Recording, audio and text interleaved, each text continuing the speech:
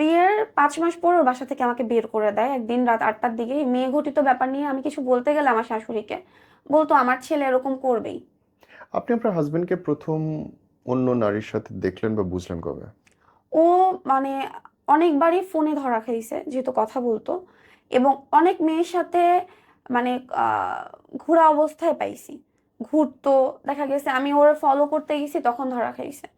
মানে আপনি কেন ফলো করার দরকার মনে হলো ওটা? আসলে এটা হয়তোবা ম্যাক্সিমাম মেয়েই তার হাজবেন্ডের হাক কাউকে দিতে চাবে না হয়তোবা। হুম। আর ফলো করার মূল কারণ হচ্ছে সে আমাকে ঠকাচ্ছিল, বারবারই ধরা খাচ্ছিল। এই জন্য একটা সময় প্রচুর ট্রাস্ট করতাম অন্ধের মতো, মানে দুনিয়ার সবাই যদি তাকে খারাপ বলতো সে যেটা বলতে ওটাই ঠিক। হুম। কিন্তু বারবার বিশ্বাস ভাঙার পরে না আর বিশ্বাস ব্যাপারটা আসে না। তার মানে হচ্ছে আপনি ওনার ফোন চেক করছেন বা কোনো জায়গাতে খারাপ কিছু পাইছেন, জি। তারপর থেকে আপনি এবং সে ফেসবুকে বিভিন্ন ফেক আইডি খুলে বিভিন্ন বাজে বাজে চ্যাটিং তার আমি দেখেছি।